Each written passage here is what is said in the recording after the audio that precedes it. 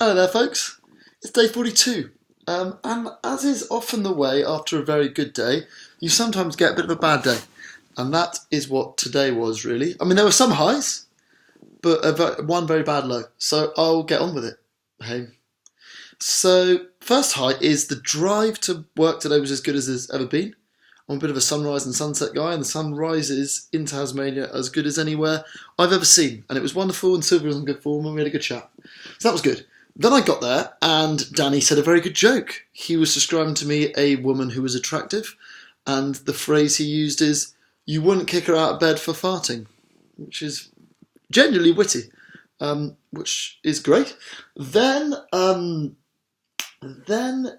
it got bad. So basically, I was away putting the nets up for the day, and Bob said, I don't know how much detail to go into this because I don't want to upset or offend anyone. And I was upset by it, so I don't want to make people sad, do you? Anyway, they said, can you help herding these cows together? And I said, yes. We got all these cows together, and they all, were trying to get them all down one end of the field, and one of them was being very slow. And then we noticed that she was about to give birth, this one, and she was very young. I remember mentioning earlier in one of these videos that Billy the Bull had been hopping over the fence and impregnating the ones that are too young, and they'd lost 3 cows that way during childbirth because they're very small.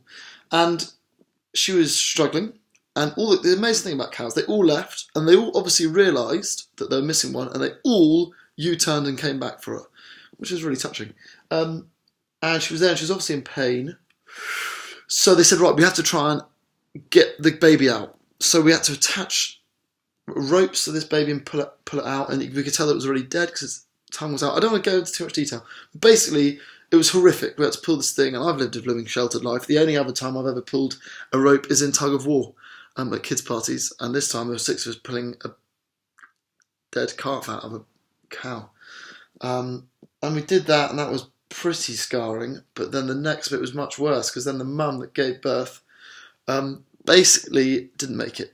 It was the most brutal thing I've ever been a part of. So they both died, and it was really, it rattled my cage. I was pretty down about it. I think actually, to be fair, everyone was quite down about it. All these tough farmer lads were pretty, it was messed up. It was really rubbish, really. So I was happy to then get back to the olive trees and try and get past that. Who would be a cow farmer? That's awful. Anyway, then all the olives were all fine. And then my day was made towards the end of the day when the 2 Dylans told me the following joke, which I still don't understand. If you get it, please tell me. They thought I said the word newspaper. I didn't. I said the word these babies when describing the nets. And they said, newspaper? No. And they said, what do you think we call newspapers in Tasmania? I said, I don't even know where to start guessing. They go and guess. I said, okay. Salmon, Mitsubishi, just random guesses, and I didn't chance upon it. And then they said, no, get this, we call them papers. And both of them fell about laughing. And I started giggling.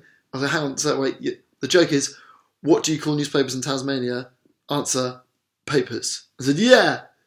Wow, that is humour. That is phenomenal.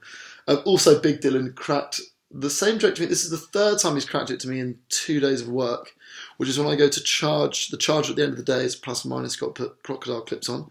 He goes, attach them to your balls, see if they work. Quite funny the first time, reasonable at base.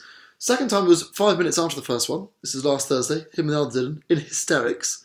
And then today, again at lunchtime, same joke. Both of them in hysterics, as if it's the first time it's been told. And it's a witty, inventive, new form of joke. I mean, really amazing. It's now getting funny. Maybe that's the type of joke it is. Tell the same joke over and over until it starts getting funny. A sort of repetitive Family Guy style. But yes, anyway, then I came back, drove back with Jude and Pete, and I've been cooking all night. Ed sent me a cooking challenge, which I'll put up. I've now recorded that. It was quite fun. I don't want to give it away, but it didn't go terribly. And yes, that was my day. So yeah, highs and lows, folks. I am more cut out for olive and elderflower farming than cattle, is what I've discovered about myself today. That was an eye-opener. I hope none of you have to see that. ever, because it was not good. But, you know, actually, I do need to say this, because Bob the farmer, who I've loved since day one, he at one point said, look, you know what? At this stage, all of us stood around trying to save this cow. It costs me more in wages than it would be like than the cow's worth. But whereas most farmers would send for a vet or a rifle at this point, I'm going to do everything I can to save it. And he did. And that is credit to the man. Good human being. So, yes, I'll finish with that. A positive, really. So, yes, and these with a compliment. You guys, I like your fancy new shoes. They are cool and currently trendy. They're not the best. Okay then, bye!